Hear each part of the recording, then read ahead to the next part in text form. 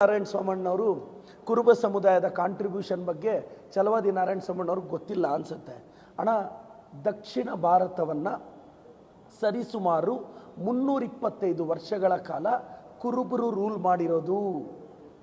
ಈ ರಾಜ್ಯಕ್ಕೆ ಅತಿ ಹೆಚ್ಚು ಬಡ್ಜೆಟ್ ಕೊಟ್ಟಿದ್ದು ಕುರುಬ ಸಮುದಾಯದ ಧೀಮಂತ ನಾಯಕ, OBCಯ ಟಾಲೆಸ್ಟ್ ಲೀಡರ್ ಸಿದ್ದರಾಮಯ್ಯ ಸಾಹೇಬರು. ನಮಸ್ತೆ ಬಂಧುಗಳೇ.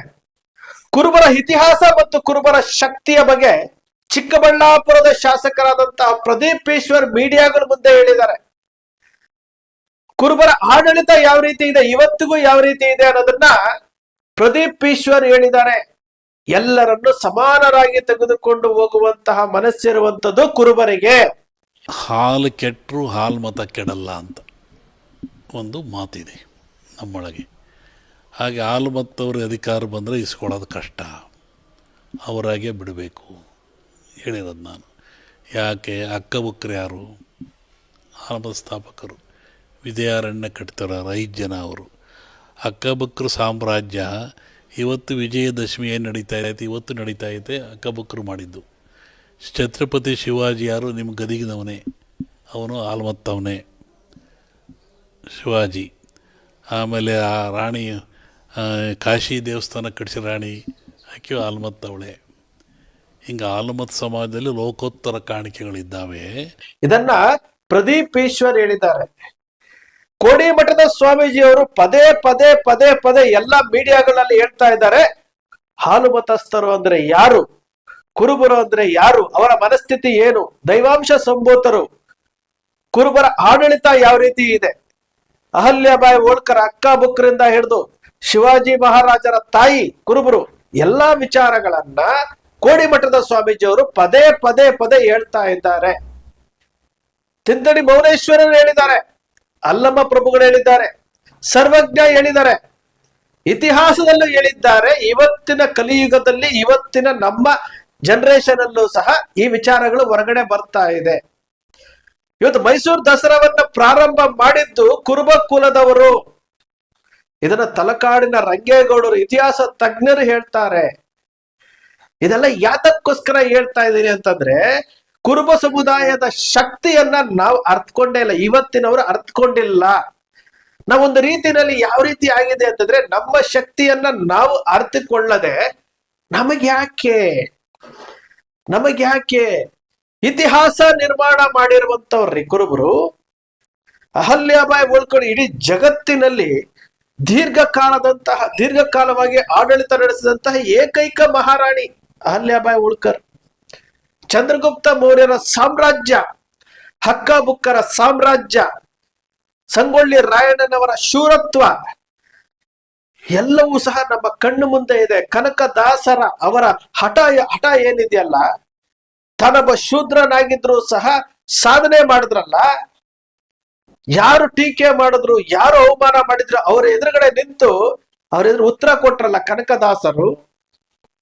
ಇದು ನಮ್ಮ ಸಮುದಾಯದಲ್ಲಿರುವಂತಹ ಇತಿಹಾಸ ಪುರುಷರದು. ನಾವೇನ್ ಮಾಡ್ತಾ ಇದ್ದೀವಿ? ಇವತ್ತು ಕರ್ನಾಟಕದಲ್ಲಿ ಅತಿ ದೊಡ್ಡ ಸಮುದಾಯವಾಗಿ ಹೊರಹೊಮ್ಮತಾ ಇದೆ, ಜಾತಿ ಗಣತಿನಲ್ಲಿ ಹೊರಹೊಮ್ಮುತ್ತೆ. ಸಿಂಗಲ್ ಲಾರ್ಜೆಸ್ಟ್ ಕಮ್ಯುನಿಟಿ, ನಾನು ಪದೇ ಪದೇ ಹೇಳ್ತಾ ಇದ್ದೀನಿ, ಸಿಂಗಲ್ ಲಾರ್ಜೆಸ್ಟ್ ಕಮ್ಯುನಿಟಿ. ಇಡೀ ಜಾತಿ ಗಣತಿಯ 1500 ಜಾತಿಗಳಲ್ಲಿ ನೀವು ತೆಗೆದುಕೊಂಡು ನೋಡಿ, ಹಿಂದುಳಿದವರು ಸಾಮಾನ್ಯ ಜಾತಿಗಳಲ್ಲಿ ಅದರಲ್ಲಿ ಇದೆ. 1500 ಜಾತಿನಲ್ಲಿ ಕುರುಬರ ಉಪ ಪಂಗಡಗಳು ಅಂತ ಇರುವುದು 4 ಜಾತಿಗಳು. ಸಿಂಗಲ್ ಲಾರ್ಜೆಸ್ಟ್ ಕಮ್ಯುನಿಟಿ, ಒಂದೇ ಹೆಸರಿನಿಂದ ಕರೆಯುವಂತಹ ಕುರುಬರು ಅತಿ ಹೆಚ್ಚು ಇರುವಂತ ಕರ್ನಾಟಕದಲ್ಲಿರುವಂತದ್ದು. ಇದನ್ನ ನಿಮಗೆ ಮನವರಿಕೆ ಯಾಕೆ ಮಾಡ್ಕೊಳ್ತೀವಿ ಅಂತಂದ್ರೆ, ನಿಮ್ಮ ಶಕ್ತಿಯನ್ನ ನೀವು ತಿಳ್ಕೊಳ್ಬೇಕು ಅಂತ. ಶ್ರೀಲಂಕಾ ರಾಮ ಸೀತೆ ವಿಚಾರದಲ್ಲಿ ಸೀತೆಯನ್ನ ಕಾಣೋದಕ್ಕೆ ಎಲ್ಲರೂ ಒಂದು ಸಭೆ ಸೇರಿರ್ಬೇಕಾದ್ರೆ ಹನುಮಂತನಿಗೆ ಹೇಳ್ತಾರೆ, ಇದು ನಿನ್ನ ಶಕ್ತಿ, ನೀನು ಆರಬಲ್ಲೆ, ನಿನ್ ಕೈಲಿ ಆಗುತ್ತೆ, ಇದು ನಿನ್ನಲ್ಲಿರುವಂತ ಶಕ್ತಿ, ಹಾರು, ಶ್ರೀಲಂಕಾಗೆ ಹಾರು ಅಂತೇಳಿ ಅಲ್ಲಿರುವಂತವ್ರು ಎಲ್ಲರೂ ಸಹ ಹನುಮಂತನಿಗೆ ಪ್ರೇರೇಪಣೆ ಮಾಡಿ ಅವನ ಶಕ್ತಿಯನ್ನ ತೋರಿಸ್ಕೊಟ್ಟಿದ್ದಕ್ಕೆ ಹನುಮಂತ ಆ ಆತ್ಮವಿಶ್ವಾಸವನ್ನ ತೆಗೆದುಕೊಂಡು ಶ್ರೀಲಂಕಾಗೆ ಹಾರಿದ್ದು, ಸೀತಾಮಾತೆಗೆ ಹೋಗಿ ಉಗ್ರವನ್ನ ಕೊಟ್ಟು ಸಂದೇಶ ಕೊಟ್ಟಿದ್ದು. ಈ ವಿಚಾರವನ್ನೇ ನಾನು ಹೇಳ್ತಾ ಇರುವಂತದ್ದು. ನಾನು ಯಾವ್ದು ಸೃಷ್ಟಿ ಮಾಡ್ತಾ ಇಲ್ಲ, ಕತೆ ಕಟ್ತಾ ಇಲ್ಲ. ಪ್ರದೀಪ್ ಈಶ್ವರ್ ಹೇಳಿರುವುದನ್ನೇ ಕೋಟ್ ಮಾಡಿ ನಿಮ್ಗೆ ಹೇಳ್ತಾ ಇರುವಂತದ್ದು. ಮೈಸೂರಿನಲ್ಲಿ ಒಬ್ಬ ಪ್ರತಾಪ ಸಿಂಹ ಎಂಬ ವ್ಯಕ್ತಿ ತಾನು ಪ್ರತಿನಿಧಿಸುತ್ತಿರುವಂತಹ ಕೊಡಗಿನಲ್ಲಿ ಕುರುಬರು ST ನಲ್ಲಿದ್ದಾರೆ. ತಾನು ಪ್ರತಿನಿಧಿಸುತ್ತಿರುವಂತಹ ಕ್ಷೇತ್ರದಲ್ಲಿರುವಂತಹ ಕುರುಬರು ST ಅಂತ ಗೊತ್ತಿಲ್ಲದೆ ಈ ವ್ಯಕ್ತಿ ಬಡ ಬಡ ಅಂತೇಳಿ ಬಾಯಿ ಲೂಸ್ ಟ್ಯಾಕ್ ಮಾಡ್ಕೊಂಡು ಕುರುಬರ ಬಗ್ಗೆ ಮಾತನಾಡ್ತಾನೆ. ಇದು ಯಾಕೆ ಮಾತಾಡ್ತಾ ಇದ್ದಾರೆ ಅಂತಂದ್ರೆ ಕುರುಬರಲ್ಲಿಲ್ಲದಂತಹ ಒಗ್ಗಟ್ಟು, ಇವತ್ತಿನ ಕುರುಬರಲ್ಲಿಲ್ಲದಂತಹ ಒಗ್ಗಟ್ಟು. ನಿಮ್ಮಲ್ಲಿ ಶಕ್ತಿ ಇದೆ, ನಿಮ್ಮಲ್ಲಿ ಎಲ್ಲವೂ ಇದೆ, ನಿಮ್ಮಲ್ಲಿ ಏನು ಇಲ್ಲ ಅನ್ನೋದೇ ಇಲ್ಲ, ನಿಮ್ಮಲ್ಲಿ ಎಲ್ಲವೂ ಇದೆ, ಆದ್ರೆ ಏನೂ ಇಲ್ಲದಂತಹ ಪರಿಸ್ಥಿತಿಯಲ್ಲಿ ಇದ್ದೀರಿ. ಅವ್ರನ್ನ ಕಂಡ್ರೆ ಇವ್ರಿಗಾಗಲ್ಲ, ಇವ್ರನ್ನ ಕಂಡ್ರೆ ಅವ್ರಿಗಾಗಲ್ಲ. ಎಲ್ಲಾ ಸಮುದಾಯದಲ್ಲೂ ಇದಾವೆ, ಆದ್ರೆ ಅತಿ ಹೆಚ್ಚು ಇರೋದು ನಮ್ಮ ಸಮುದಾಯದಲ್ಲಿ. ಕಣ್ಣು ಮುಂದೆ ಅನ್ಯಾಯ ನಡೀತಾ ಇದೆ ಸ್ವಾಮಿ. ಮೈಸೂರಿನಲ್ಲಿ 12 ಎಕರೆ ಜಾಗ ಇವತ್ತು ಅನಾಥವಾಗಿ ಬಿದ್ದಿದೆ. 20 ಕೋಟಿ ರೂಪಾಯಿ ದುಡ್ಡು ಯಾರು ಹಾಳು ಮಾಡಿದ್ರು, ಯಾರು ಕಾಂಟ್ರಾಕ್ಟ್ ತಗೊಂಡಿದ್ರು, ಏನಾಯ್ತು? ಈ ರಾಜ್ಯದ ಮುಖ್ಯಮಂತ್ರಿಗಳು ಶಾಖಾ ಮಠದ ಉದ್ಘಾಟನೆಯ ಸಮಯದಲ್ಲಿ ಹೇಳಿರುವಂತಹ ವಿಚಾರಗಳ ಬಗ್ಗೆ ನಮ್ಮ ಸಮುದಾಯದಲ್ಲಿರುವಂತವರು ಎಷ್ಟು ಜನ, ಮೈಸೂರಿನಲ್ಲಿರುವಂತವ್ರು ಎಷ್ಟು ಜನ ಅದರ ಬಗ್ಗೆ ಆಲೋಚನೆ ಮಾಡಿದ್ದೀರಿ? ಎಷ್ಟು ಜನ ಆಲೋಚನೆ ಮಾಡಿದ್ದೀರಿ? ಆ 12 ಎಕರೆ ಜಮೀನು 100 ಕೋಟಿ ರೂಪಾಯಿ ಆಗ್ತಾ ಇರುವಂತದ್ದು ಆಸ್ತಿ, ಅದು ಸಮಾಜದಲ್ವೇನೋ? ಎಷ್ಟು ಜನ ಪ್ರಶ್ನೆ ಮಾಡ್ತಾ ಇದ್ದೀರಿ? ಇದನ್ನ ನಾವು ನಿಮ್ಗೆ ಹೇಳ್ತಾ ಇರುವಂತದ್ದು.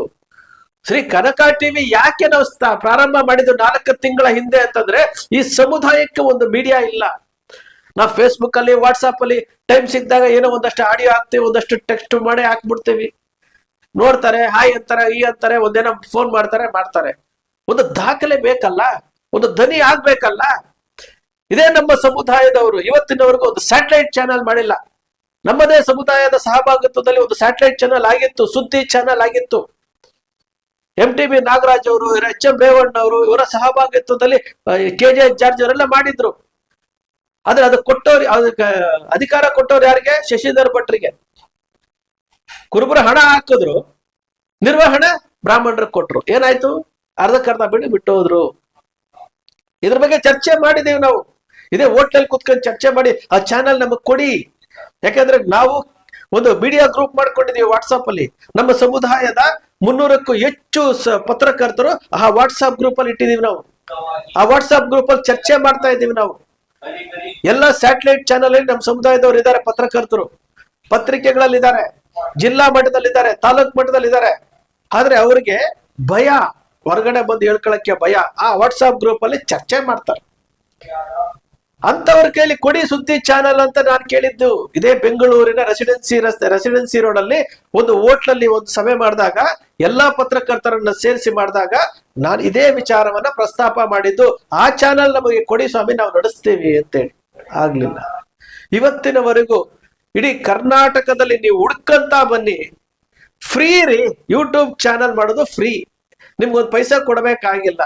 ಒಂದು ಇಮೇಲ್ ಅಡ್ರೆಸ್ ಇದ್ರೆ ಒಂದು ಯೂಟ್ಯೂಬ್ ಚಾನಲ್ ಆಗೋಗ್ಬಿಡುತ್ತೆ. ಅಂತಹ ಒಂದು ಫ್ರೀ ಇರುವಂತಹ ಯೂಟ್ಯೂಬ್ ಚಾನಲ್ ಸಹ ಮಾಡದೇ ಇರುವಂತಹ ಯಾವ್ದಾದ್ರೂ ಒಂದು ಸಮುದಾಯ ಇದ್ರೆ ಅದು ನಮ್ಮ ಕುರುಬ ಸಮುದಾಯ. ಯೂಟ್ಯೂಬ್ ಚಾನಲ್ಗಳು ಯಾಕೆ ಮಾಡ್ಬೇಕು ಅಂದ್ರೆ ಸ್ವತಂತ್ರವಾಗಿ ಮಾತನಾಡುವಂಥದ್ದು. ಕನಕ ಟಿವಿನ ಯಾಕೆ ಮತ್ತೆ ನಾವು ಪ್ರಾರಂಭ ಮಾಡಿದ್ದು ಅಂತಂದ್ರೆ, ನಮ್ಮ ಸಮುದಾಯದಲ್ಲಿ ಒಂದು ಮೀಡಿಯಾ ಇಲ್ಲ, ದನಿ ಎತ್ತೋದಕ್ಕೆ ಒಂದು ದಾಖಲೆಯಾಗಿ ಉಳಿಯುತ್ತೆ. ಅದು ಅಷ್ಟು ಜನ ನೋಡ್ತಾರೆ, ಇಷ್ಟು ಜನ ನೋಡ್ತಾರೆ ಅನ್ನೋದಲ್ಲ. ಯೂಟ್ಯೂಬ್ ನಲ್ಲಿ ಒಂದು ವಿಡಿಯೋ ದಾಖಲಾಗಿ ಉಳಿಯುತ್ತೆ. ದಾಖಲೆ ಮಾಡ್ಬೇಕಾದ್ರೆ ಒಂದು ಖಜಾನೆನಲ್ಲಿ ನಾವು ಇಡ್ತೀವಲ್ಲ, ಅದಕ್ಕೋಸ್ಕರವಾಗಿ ಕನಕ ಟಿವಿನಲ್ಲಿ ನನಗೆ ಗೊತ್ತಿರುವಂತಹ ಮಾಹಿತಿಗಳನ್ನ ನಿಮ್ಮ ಸಮುದಾಯದ ಮುಂದೆ ಹೇಳೋದಕ್ಕೋಸ್ಕರ ಮಾಡಿರುವಂತದ್ದು. ಈ ಸಮುದಾಯದ ಶಕ್ತಿ ಎಷ್ಟಿದೆ? ಸುಮಾರು 60% ಇರುವಂತಹ ಯುವಕರು ಈ ಸಮುದಾಯದಲ್ಲಿ. ಸಂಗೊಳ್ಳಿ ರಾಯಣ್ಣನಂತಹ ಶಕ್ತಿ ಇರುವಂತಹ ಯುವಕರು ಇವತ್ತು ಮೌನವಾಗಿದ್ದೀರಲ್ಲ ನೀವು. ನೋಡಿ, 2ನೇ ಹಂತದ ನಾಯಕರನ್ನ ನಾವು ಸೃಷ್ಟಿ ಮಾಡಬೇಕಾಗಿದೆ. ಇವತ್ತು LKG ಬೇಬಿ ಸಿಟ್ಟಿಂಗ್ ಇಂದ ಪ್ರಾರಂಭ ಮಾಡಬೇಕಾಗಿದೆ. ಇವತ್ತು ಬೇಬಿ ಸಿಟ್ಟಿಂಗ್ ಇಂದ ಅದೊಂದು ಪ್ರಯತ್ನ. ದಾವಣಗೆರೆ, ಮಧ್ಯ ಕರ್ನಾಟಕದ ಅದೃಷ್ಟದ ಜಿಲ್ಲೆ ಆಗಿರುವಂತಹ ದಾವಣಗೆರೆನಲ್ಲಿ ರಾಜಕೀಯವಾಗಿ ನಮ್ಮ ಸಮುದಾಯದ ಸಿದ್ದರಾಮಯ್ಯನವರಿಗೆ 2 ಬಾರಿ ಮುಖ್ಯಮಂತ್ರಿ ಮಾಡಿದ್ದಂತ ಅದೃಷ್ಟದ ಜಿಲ್ಲೆ ಆಗಿರುವಂತಹ ದಾವಣಗೆರೆನಲ್ಲಿ ಅಕ್ಟೋಬರ್ ತಿಂಗಳಲ್ಲಿ ನಾವು ಒಂದು ಸಭೆಯನ್ನ ಮಾಡ್ತಾ ಇದ್ದೀವಿ. ಈಗಾಗಲೇ ಪ್ರಕ್ರಿಯೆ ಪ್ರಾರಂಭ ಮಾಡಿದ್ದೇವೆ. ಒಂದು ಪ್ರಯತ್ನ ಅದಕ್ಕೋಸ್ಕರ ವಿಡಿಯೋ ಮಾಡಿದ್ದೀವಿ. ಯಾಕೆಂದ್ರೆ ಯಾರ್ಯಾದ್ರೂ ಆಕಾಂಕ್ಷಿಗಳಿದ್ರೆ, ಬರೀ ಆಕಾಂಕ್ಷಿಗಳಿದ್ರೆ ಅವರು ವಾಟ್ಸಾಪ್ ಅಲ್ಲಿ ಕಳ್ಸಿದ್ರೆ ಅವ್ರನ್ನ ಕ್ರಾಸ್ ಚೆಕ್ ಮಾಡ್ತೀವಿ. ಅವ್ರು ಹೌದು ನಿಜವಾದ ಆಕಾಂಕ್ಷಿಗಳಾದ್ರೆ ಅವ್ರಿಗೆ ಆಹ್ವಾನ ಕೊಡ್ತೀವಿ. ಎಷ್ಟು ಜನ ಬರ್ತಾರೆ? 20 ಜನ ಬರ್ತಾರ, 50 ಜನ ಬರ್ತಾರ, 100 ಜನ ಬರ್ತಾರ, 200 ಜನ ಬರ್ತಾರ? ಆ ಬಂದಂತವರಿಗೆ ನಾವು ಸಭೆಯನ್ನ ಮಾಡ್ತೇವೆ. ಈ ಪ್ರಕ್ರಿಯೆ ಪ್ರಾರಂಭ ಆಗಿದೆ. ಇವತ್ತಿನ ಗನ್ನೆಯಿಂದ ಪ್ರಕ್ರಿಯೆ ಪ್ರಾರಂಭ ಮಾಡಿದ್ದೇವೆ. ನಾವು ಇತಿಹಾಸವನ್ನ ತಿಳ್ಕೊಳ್ದೇ ಇರುವಂತವ್ರು. ಹಾದಿ ಬೀದಿಲ್ ಹೋಗೋನೆಲ್ಲ ಮಾತನಾಡ್ತಾನೆ. ಪ್ರತಾಪ್ ಸಿಂಹ ಹಾದಿ ಬೀದಿಲ್ ಹೋಗೋ ತರ ಮಾತಾಡ್ತಾನೆ ಅಂತಂದ್ರೆ ಈ ಸಮುದಾಯದಲ್ಲಿ ಒಗ್ಗಟ್ಟಿಲ್ಲ, ಈ ಸಮುದಾಯದಲ್ಲಿ ಸಂಘಟನೆ ಇಲ್ಲ ಅನ್ನೋದು ಅವ್ರಿಗೆ ಗೊತ್ತಿದೆ. ವಿಜಯಶಂಕರ್ ಅವರಿಗೆ ಟಿಕೆಟ್ ತಪ್ಪಿಸಿದ ತಕ್ಷಣನೇ ಈ ಸಮುದಾಯ ಸೆಟದು ನಿಲ್ಬೇಕಾಗಿತ್ತು. ಈ ಸಮುದಾಯ ಭಾರತೀಯ ಜನತಾ ಪಕ್ಷಕ್ಕೆ ಪ್ರೆಜರ್ ಹಾಕ್ಬೇಕಾಗಿತ್ತು. ಹಾಕ್ಲೇ ಇಲ್ಲ ನಾವು.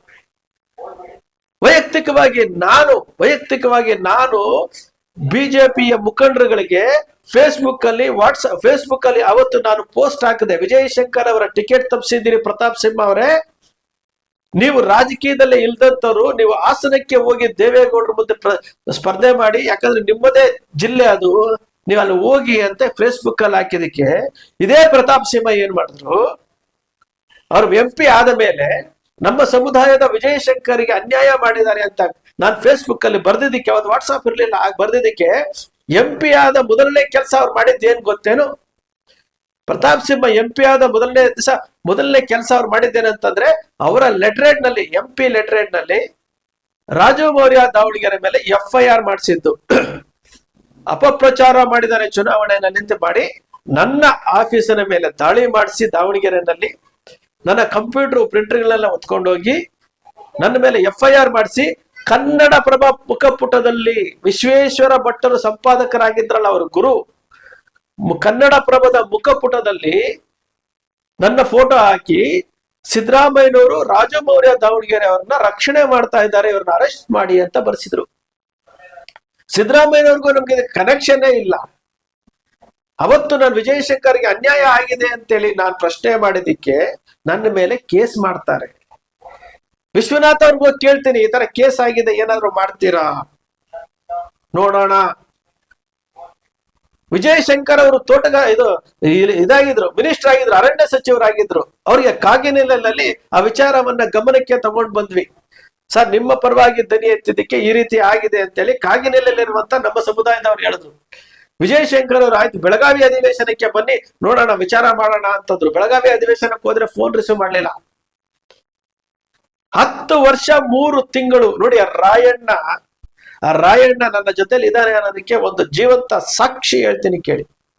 ರಾಯಣ್ಣನ ಶಕ್ತಿ ಏನು ಅಂತ ನಾನು ಹೇಳ್ತೀನಿ ಕೇಳಿ. ನಾನು 10 ವರ್ಷಗಳ ಹಿಂದೆ ನನಗೆ ನಡಿಲಿಕ್ಕೆ ಆಗ್ತಾ ಇರ್ಲಿಲ್ಲ, ಸ್ಟಿಕ್ ಹಿಡ್ಕೊಂಡು ಓಡಾಡ್ತಿದ್ದೆ. ರಾಯಣ್ಣನಿಗೆ ಕಂಕಣ ಕಟ್ಟಿ ಸಂಘಟನೆ ಪ್ರಾರಂಭ ಮಾಡಿದೆ. ಇವತ್ತು ಸ್ಟಿಕ್ ಬಿಸಾಕ್ಬಿಟ್ಟು ಇವತ್ತು ನಿಮ್ ಜೊತೆ ಮಾತಾಡ್ತಾ ಇದ್ದೀನಿ. ರಾಯಣ್ಣನ ಶಕ್ತಿ ಎಷ್ಟಿದೆ ಅಂತೇಳಿ ಮೈಸೂರಿನಲ್ಲಿ FIR ಮಾಡಿಸ್ತಾರೆ. ವಿಜಯನಗರ ಪೊಲೀಸ್ ಸ್ಟೇಷನ್ ಅಲ್ಲಿ FIR ಮಾಡಿಸ್ತಾರೆ ನನ್ನ ಮೇಲೆ. ಅಂದ್ರೆ ಮೈಸೂರಿಗೆ ಒಂದು ಅಲಿಬೇಕು ಅಂತೇಳಿ. ರಾಯಣ್ಣನ ಶಕ್ತಿ ಹೇಗಿದೆ ಅಂದ್ರೆ ಮೈಸೂರಿನಲ್ಲಿರುವಂತ FIR ದಾವಣಗೆರೆಗೆ ಟ್ರಾನ್ಸ್ಫರ್ ಆಗುತ್ತೆ. 10 ವರ್ಷ 3 ತಿಂಗಳು ದಾವಣಗೆರೆ ಕೋರ್ಟ್ ನಲ್ಲಿ ಕೇಸ್ ನಡೆಯುತ್ತೆ. ದಾವಣಗೆರೆಯ ನಮ್ಮ ಸಮುದಾಯದ ಒಬ್ಬರು ಲೋಕೇಕೆರೆ ಸಿದ್ದಪ್ಪನವರು ಆ ಕೇಸನ್ನ ನಡೆಸ್ತಾರೆ. 10 ವರ್ಷ 3 ತಿಂಗಳ ನಂತರ ಕೇಸು ಖುಲಾಸೆ ಆಗುತ್ತೆ. ಅಂದ್ರೆ ಒಬ್ಬ ದನಿ ಎತ್ತಾನೆ ಅಂತಂದಾಗ ಅವನ ಮೇಲೆ ಕೇಸ್ ಹಾಕಿ ಅವನ ದಡಿ ಆಡಿಸಕ್ಕೆ 10 ವರ್ಷ 3 ತಿಂಗಳು ಇದೇ ಪ್ರತಾಪ್ ಸಿಂಹ ಪ್ರಯತ್ನ ಮಾಡಿದ್ದು. ಸಕ್ಸಸ್ ಆಗ್ಲಿಲ್ಲ. ಯಾತಕ್ಕೆ ವಿಚಾರ ಹೇಳ್ತೀನಿ ಅಂತಂದ್ರೆ, ಅವತ್ತು ವಿಜಯಶಂಕರ್ಗೆ ಅನ್ಯಾಯ ಆಯ್ತು ಅಂದ ತಕ್ಷಣನೇ ಎಲ್ಲಾ ಕುರುಬರು ಮೈಸೂರು ಹಾಸನ ಮಂಡ್ಯ ಆ ಕಡೆ ಭಾಗದಲ್ಲಿರುವಂತ ಎಲ್ಲಾ ಕುರುಬರು ಸೆಟದ್ ನಿಂತ್ಕೊಂಡು ಯಾಕೆ ಅನ್ಯಾಯ ಮಾಡಿದಿರಿ ಅಂತ ಕೇಳಿದಿದ್ರೆ ಬಹುಶಃ ವಿಜಯಶಂಕರ್ ಅವರಿಗೆ ಮೈಸೂರು ಕೊಡಗು ಲೋಕಸಭಾ ಕ್ಷೇತ್ರದಲ್ಲಿ ಟಿಕೆಟ್ ಅಲ್ಲೇ ಇರ್ತಿತ್ತು, ಅಲ್ಲಿ MP ಆಗಿರ್ತಿದ್ರು. ಅವ್ರು ಕಳ್ಕೊಂಡ್ಮೇಲೆ ಇವತ್ತು ಮೈಸೂರು ಲೋಕಸಭಾ ಕ್ಷೇತ್ರವನ್ನ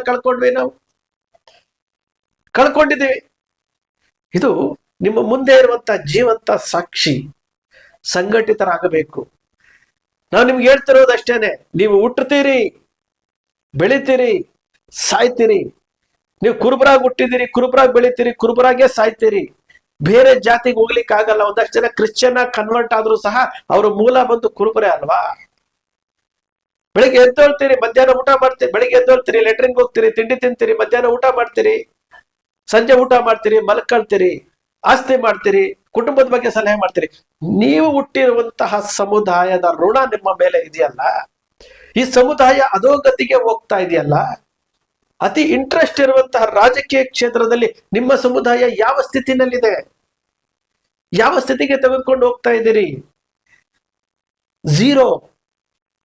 ಇದನ್ನ ಕಟ್ಟಬೇಕಾದಂತವ್ರು ಯಾರು? ಗ್ರಾಮ ಪಂಚಾಯಿತಿಯ ಎಲೆಕ್ಷನ್ ಅಲ್ಲಿ ನಿಮಗೆ ಒಂದು ಟಿಕೆಟ್ ಕೊಟ್ಟಿದ ತಕ್ಷಣ ಖುಷಿ ಪಡ್ತಿರಲ್ಲ. ಇದೇ ಬೆಳಗಾವಿ ಅಧಿವೇಶನದ ಬೆಳಗಾವಿ ಶೆಪರ್ಡ್ ಇಂಡಿಯಾ ಇಂಟರ್ನ್ಯಾಷನಲ್ ಕಾರ್ಯಕ್ರಮ ಮಾಡಿದಾಗ ಇದೇ ವೇದಿಕೆಯ ಮೇಲೆ ಸತೀಶ್ ಜಾರಕಿಹೊಳಿ ಕುರುಬರ ಕಾರ್ಯಕ್ರಮದಲ್ಲಿ ಸತೀಶ್ ಜಾರಕಿಹೊಳಿ ಅವರು ಲಕ್ಷ್ಮೀ ಹೆಬ್ಬಾಳ್ಕರ್ ಅಂತವ್ರನ್ನ ಕರೆಸ್ತೀರಿ. ಇದು ಕುರುಬರ ಔದಾರ್ಯ. ಕುರುಬರು ಎಲ್ಲರನ್ನು ಸಮಾನವಾಗಿ ಕಾಣ್ತಾರೆ ಅಂತಂದ್ರೆ ಕುರುಬರ ಕಾರ್ಯಕ್ರಮದಲ್ಲಿ ಬೇರೆ ಸಮುದಾಯದವ್ರಿಗೂ ಅವಕಾಶ ಕೊಡ್ತೀರಿ. ಸತೀಶ್ ಜಾರಕಿಹೊಳಿ ಅವರು ಬೆಳಗಾವಿಯ ಸಮಾವೇಶದಲ್ಲಿ ಏನ್ ಹೇಳಿದ್ರು? ಬೆಳಗಾವಿಯ 2 ಲೋಕಸಭಾ ಕ್ಷೇತ್ರಗಳಲ್ಲಿ ಒಂದನ್ನ ಕುರುಬರಿಗೆ ಕೊಡ್ತೇವೆ. ಸಾವಿರಾರು ಜನರ ಮುಂದೆ ಹೇಳಿದ್ರಲ್ಲ. ಚುನಾವಣೆ ಬಂದಾಗ ಏನಾಯ್ತು? ಚಿಕ್ಕೋಡಿ ಲೋಕಸಭಾ ಕ್ಷೇತ್ರದಲ್ಲಿ ಕುರುಬರಿಗೆ ಕೊಡ್ತಾರೆ ಅಂತಂದ್ರಲ್ಲ, ಏನಾಯ್ತು? ಯಾಕೆ? ವಿವೇಕ್ ರಾವ್ ಪಾಟೀಲ್ ಇರ್ಲಿಲ್ವಾ? ಅಮರ್ ಸಿಂಗ್ ಪಾಟೀಲ್ ಇರ್ಲಿಲ್ವಾ? ಮತ್ತಷ್ಟು ಜನ ಇರ್ಲಿಲ್ವಾ? ಯಾಕೆ ಟಿಕೆಟ್ ಕೊಡ್ಲಿಲ್ಲ? ಟಿಕೆಟ್ ಕೊಡ್ಬೋದಾಗಿತ್ತಲ್ಲ. ಅಂದ್ರೆ ಕುರುಬರು ಜನ ಸೇರಿದಾಗ ಅವರನ್ನ ಖುಷಿ ಪಡಿಸೋದಕ್ಕೆ ಏನೋ ಒಂದು ಹೇಳ್ತಾರೆ. ಅವ್ರು ಟಿಕೆಟ್ ಕೊಡದೇ ಇದ್ದಾಗ ಯಾಕ್ರಿ ಈ ಮಾತು ಹೇಳಿದ್ರಿ ಕೊಟ್ಟಿಲ್ಲ ಅಂತ ಹೇಳಿ ಪ್ರಶ್ನೆ ಮಾಡೋದಿಲ್ಲ. ನಿನ್ನೆ ಒಬ್ರು ಬೆಳಗಾವಿಯಿಂದ ಫೋನ್ ಮಾಡ್ತಾರೆ, ಗೋಕಾಕ್ನಿಂದ. ಒಂದು ಸ್ಥಳೀಯ ಸಂಸ್ಥೆಗಳ ಚುನಾವಣೆ ನಡೀತಾ ಇದೆ, ಅದು ಸೊಸೈಟಿಗಳದು. ಕುರುಬರನ್ನ ಒಬ್ರು ನಾಮಿನೇಟ್ ಮಾಡಿ ಅಂತ ಹೇಳಿದ್ರೆ ಕುರುಬರನ್ನ ನಾಮಿನೇಟ್ ಮಾಡ್ಲಿಕ್ಕೆ ತಯಾರಿಲ್ಲ. ಅತಿ ದೊಡ್ಡ ಸಂಖ್ಯೆಯಲ್ಲಿರುವಂತಹ ಬೆಳಗಾವಿ ಜಿಲ್ಲೆಯಲ್ಲಿ ಕುರುಬರು, ಲಕ್ಷಾಂತರ ಜನ ಇರುವಂತಹ ಕುರುಬರು ಒಬ್ಬರಿಗೆ ನಾಮಿನೇಟ್ ಮಾಡ್ಲಿಕ್ಕೆ ಆಗ್ತಾ ಇಲ್ಲ. ನಾಮಿನೇಟ್ ಇಲ್ಲ, ಒಂದು MLC ಇಲ್ಲ. ನಾವು ಪ್ರಶ್ನೆ ಮಾಡೋದಿಲ್ಲ. ನಾವು ಕೈ ಕಟ್ಕೊಂಡು ಅವ್ರು ಬಂದ್ರು ಇವ್ರು ಬಂದ್ರು ಅಂತ ಹೇಳಿ ಕೈ ಕಟ್ಕೊಂಡು ಅವ್ರ ಮುಂದೆ ತಲೆ ಬಗ್ಗಿಸ್ಕೊಂಡು ಬೆನ್ನು ಬಗ್ಗಿಸ್ಕೊಂಡಿದ್ದೀವಿ. ನಾವ್ ಹೇಳ್ತೀವಿ, ಸಂಗೊಳ್ಳಿ ರಾಯಣ್ಣ ಹುಟ್ಟಿದಂತಹ ಬೆಳಗಾವಿ ಜಿಲ್ಲೆನಲ್ಲಿ ನಾವು ವೀರರು ಶೂರರು ಅಂತೀವಿ. ಇದು ನಮ್ಮ ಸಮುದಾಯದ ಸಮಸ್ಯೆ. ಎದ್ದೇಳಿ, ಇವತ್ತು ಹುಡ್ತೀವಿ, ನಾಳೆ ಸಾಯ್ತೀವಿ. ಆ ಹುಟ್ಟಿದ ಟೈಮ್ ನಲ್ಲಿ, ಆ ಗ್ಯಾಪ್ ಅಲ್ಲಿ ಸಮುದಾಯಕ್ಕೂ ಸಹ ನಾನೊಂದು ಗಂಟೆ ನಾನು ಮೀಸಲಿಡ್ತೀನಿ. ನಾನು ಬರ್ತೇನೆ, ನೀವು ಕರೆದ ಕಡೆ ನಾನು ಬರ್ತೀನಿ. ಒಂದು ನಿರ್ಧಾರ ಮಾಡಿ, ಸಮುದಾಯವನ್ನ ಕಟ್ಟುವಂತಹ ಕೆಲಸ ಪ್ರಾರಂಭ ಆಗ್ಲಿ. ಯಾವುದೋ ಒಂದು ಸಂಘಟನೆ ಪ್ರಾರಂಭ ಆಯ್ತು. ಉದಾಹರಣೆಗೆ ಹಾಲುಮತ ಮಹಾಸಭಾ ಮೇ 17ನೇ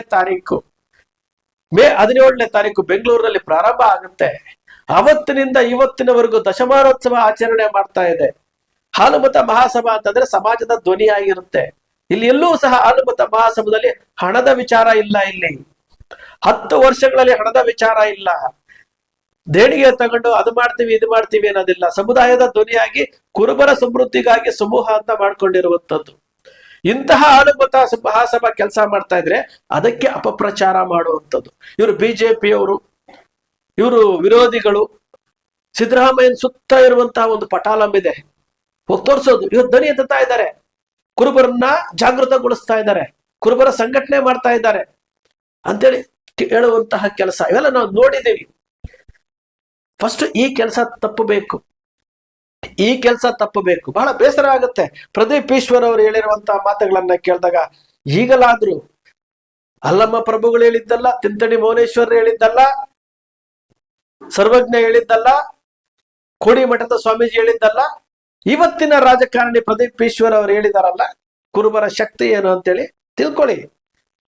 ತಿಳ್ಕೊಳ್ಳಿ, ಜಾಗೃತರಾಗಿ. ಕರೆ ಕೊಡ್ತೇವೆ. ಈಗ ಏನು ಮೊದಲನೇ ಹೆಜ್ಜೆ ಇಟ್ಟಿದ್ದೀವಿ. ಎರಡನೇ ಹಂತದ ನಾಯಕರು, ಮೊದಲನೇ ಹಂತದ ನಾಯಕರು ಯಾರು ಇಲ್ಲ ಬಿಡಿ. ಎರಡನೇ ಹಂತದ ನಾಯಕರನ್ನ ರೆಡಿ ಮಾಡಿ ಅವರಲ್ಲಿ ಮೊದಲನೇ ಹಂತದ ನಾಯಕರನ್ನಾಗಿ ಮಾಡೋಕೆ ಪ್ರಮೋಷನ್ ಕೊಡೋದಕ್ಕೆ ನಾವು ಪ್ರಯತ್ನ ಮಾಡ್ತಾ ಇದ್ದೀವಿ. ಈ ಒಂದು ಸಭೆ ಏನಿದೆಯಲ್ಲ, ಅಕ್ಟೋಬರ್ ಅಲ್ಲಿ ದಾವಣಗೆರೆಗೆ ನಡೀತಾ ಇರುವಂತಹ ಸಭೆಯಲ್ಲಿ ಮೊದಲನೇ ಹೆಜ್ಜೆ ಇದು. ಇದೇ ರೀತಿ ಬಹಳಷ್ಟು ವಿಚಾರಗಳನ್ನ ಇಟ್ಕೊಂಡಿದ್ದೀವಿ. ದೇವರು ಕೊಟ್ಟಿರುವಂತಹ ಬುದ್ಧಿಶಕ್ತಿಯಲ್ಲಿ ಸರಿಯಾದ ಮಾಹಿತಿಯನ್ನ ನಿಮಗೆ ತಲುಪಿಸ್ತಾ ಇದ್ದೀವಿ. ನೋಡಿ, ಶ್ರೀ ಕನಕ ಟಿವಿ ಮಾತಾಡ್ತಾ ಇದ್ದೀವಿ. ಸುಮಾರು 120 ವಿಡಿಯೋಗಳನ್ನ ಹಾಕಿದ್ದೀನಿ. 120 ವಿಡಿಯೋಗಳು ನಿರಂತರವಾಗಿ ಹಾಕ್ತಾ ಇದ್ದೀನಿ. ಕನಕ ಟಿವಿಯನ್ನ ನೀವು ನೋಡ್ತಾ ಇದ್ದೀರಿ, ಸಬ್ಸ್ಕ್ರೈಬ್ ಆಗ್ತಾ ಇಲ್ಲ. ಹೇಳಿ, ಇದು ಸಮುದಾಯದ ಧ್ವನಿ. ಇವ್ರು ಮಾತಾಡ್ತಾ ಇರೋದು ಸರಿ ಅನ್ಸಿದ್ರೆ ಸಬ್ಸ್ಕ್ರೈಬ್ ಮಾಡ್ಕೊಳ್ಳಿ, ಶೇರ್ ಮಾಡಿ. ಯಾಕಂದ್ರೆ ಬೇಕು, ಒಂದು ಮೀಡಿಯಾ ಬೇಕು, ಒಂದು ಮೀಡಿಯಾ ಬೇಕು ನಮಗೆ. ಅದಕ್ಕೋಸ್ಕರವಾಗಿ ಹೇಳ್ತಾ ಇರೋದು. ನಿಮ್ಗೆ ಇಷ್ಟ ಆಯ್ತು ಅಂದ್ರೆ, ನಾನು ಮಾತಾಡ್ತಾ ಇರೋದು ಇಷ್ಟ ಆಯ್ತು ಅಂತಂದ್ರೆ ಮಾಡಿ. ನನ್ನಂತವರು 100 ಜನ ತಯಾರಾಗ್ಬೇಕು, ಮೀಡಿಯಾಗಳಲ್ಲಿ 100 ಜನ ತಯಾರಾಗ್ಬೇಕು. ಅದೊಂದು ಬಹಳ ಗುರಿ ಇದೆ ನಮಗೆ. ಟ್ರೈನ್ ಅಪ್ ಮಾಡಿಸ್ಬೇಕು, 0 ಇಂದ ಎತ್ತಬೇಕು, ಮೀಡಿಯಾ ಫೀಲ್ಡ್ ಅಲ್ಲಿ ಮಾಡ್ಬೇಕು, ಶೈಕ್ಷಣಿಕವಾಗಿ ಮಾಡ್ಬೇಕು, ಆರ್ಥಿಕವಾಗಿ ಮಾಡ್ಬೇಕು, ಔದ್ಯೋಗಿಕವಾಗಿ ಮಾಡ್ಬೇಕು, ರಾಜಕೀಯವಾಗಿ ಮಾಡ್ಬೇಕು, ಎಲ್ಲವನ್ನೂ ಮಾಡ್ಬೇಕು. ಅದೊಂದು ಪ್ರಯತ್ನ ನಾವು ಮಾಡೋದಂತೆ. ನಮ್ಮ 1 ವರ್ಷದ ಏನು ಗುರಿ ಇಟ್ಕೊಂಡಿದೀವಿ, ಆ ಗುರಿಯನ್ನ ತಲುಪುವಂತ ಪ್ರಾಮಾಣಿಕ ಪ್ರಯತ್ನ ನಾವು ಮಾಡ್ತಾ ಇದೀವಿ ಬಂಧುಗಳೇ. ಇವಿಷ್ಟು ಮಾತಾಡಿರುವಂತ ಸೃಷ್ಟಿ ಅಲ್ಲ, ಕಲ್ಪನೆ ಅಲ್ಲ, ನಿಮ್ಮ ಕಣ್ಣು ಮುಂದೆ ಇರುವಂತ ವಾಸ್ತವ ಸತ್ಯ. ನಿಮ್ಮ ಕನಕ ಟಿವಿಯ ವಿಶ್ಲೇಷಣೆ ನಿಮ್ಗೆ ಇಷ್ಟ ಆಯ್ತು ಅಂದ್ರೆ ಸಬ್ಸ್ಕ್ರೈಬ್ ಆಗ್ಲಿಲ್ಲ ಅಂದ್ರೆ ಸಬ್ಸ್ಕ್ರೈಬ್ ಮಾಡ್ಕೊಳ್ಳಿ, ಪಕ್ಕದಲ್ಲಿ ಕಾಣುವಂತ ಬೆಲ್ ಐಕಾನ್ ಪ್ರೆಸ್ ಮಾಡಿ, ಶೇರ್ ಮಾಡಿ, ಪ್ರೋತ್ಸಾಹ ನೀಡಿ.